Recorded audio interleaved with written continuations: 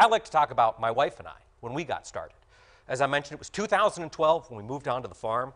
I had told my wife that when we bought a farm, I wanted to buy a 3/4 ton pickup truck because I never had one growing up. We had beat up half-ton Dodges that were terrible. And I thought when I started buying cows, I was going to buy a 3/4 ton pickup truck and a gooseneck trailer. And I was going to have it made. And Heidi, bless her soul, said, okay, let's go buy a truck. So I said, great. So went into town the day after we closed on the property, went to the Dodge dealership because I wanted a red Ram 2500 with a Cummins diesel engine.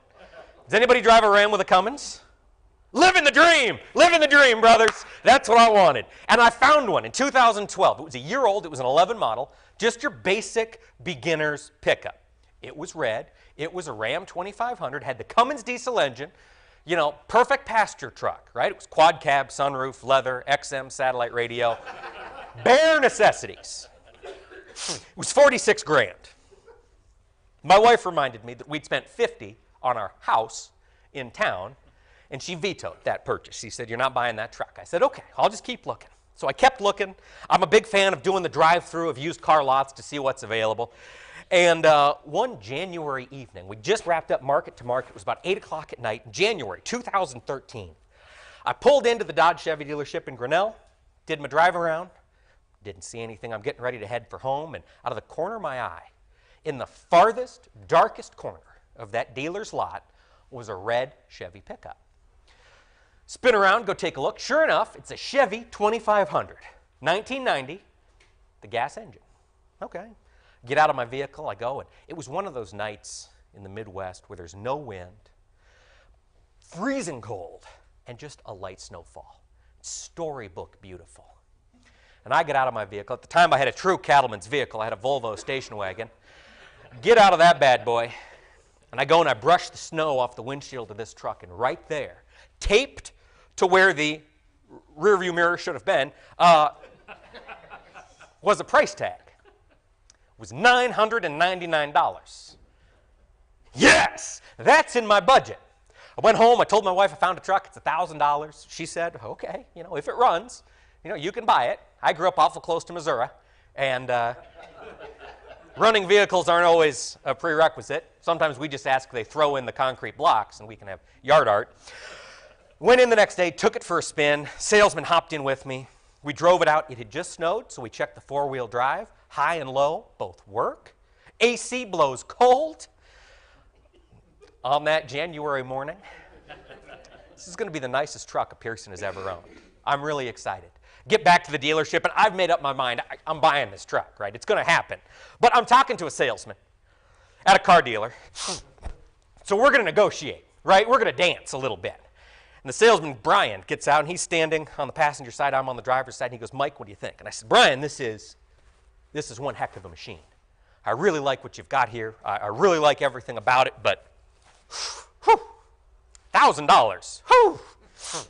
Brian, oh boy, buddy, I tell you, I'm going to have to sleep on it before I can make an investment of this scale. Brian, the salesman, leans in to the cab of this truck. We're talking through open doors, and he leans in and he puts his hands on that beautiful red velour bench seat. Only a few cigarette burns. It's practically cherry. And he looks over at me and he goes, Mike, what would you give me to get this truck off my lot today? So now I'm negotiating. And I say, well, Brian, I'll give you $750 cash, tax, title, license, all in for this truck today without missing a beat. Brian says, sold, Mike, I'll do the paperwork. I learned something that day. I learned, and if you take nothing else away from my talk today, take this. I learned that if a salesperson lets you name your price for something he or she is selling, don't buy that thing. Because it's going to be terrible. This was my truck. This was the first capital equipment purchase made by Genuine Pearson Cattle Company in 2013. Who here has owned this truck before? A couple of us. Who wants to own this truck today? Name your price. Bring a trailer. This is where we got started.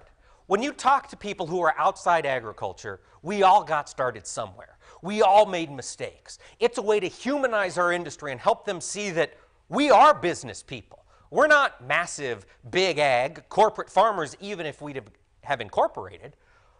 We're people trying to build a business and grow it profitably while watching out for the future of our operation, which includes the land and the water and the air. We want to hand this on. Tell that story. That's the biggest challenge we're going to face in agriculture. 2016, don't get too bared up. Be willing to make sales, look to re-own, particularly in the corn and bean markets. Wheat, flip a coin. Don't start growing wheat if you're not already. Be prepared to cut your costs and stay in business for the next 3-5 years while we get this demand surge coming. Because it is going to come. We are going to have good times again in agriculture if we can have them. Tell your story. Educate that weird vegan cousin in Chicago about what you do on the farm. That's crucial. If we do those things, the future is very, very bright for American agriculture. I'm leveraged to the hilt on my cows. And I'm glad to be, because I want to be in this industry 10 years from today. I hope you all feel the same way. I want to wish you the absolute very best in 2016. May this harvest go quickly and safely and profitably. And with that, I want to thank you so much.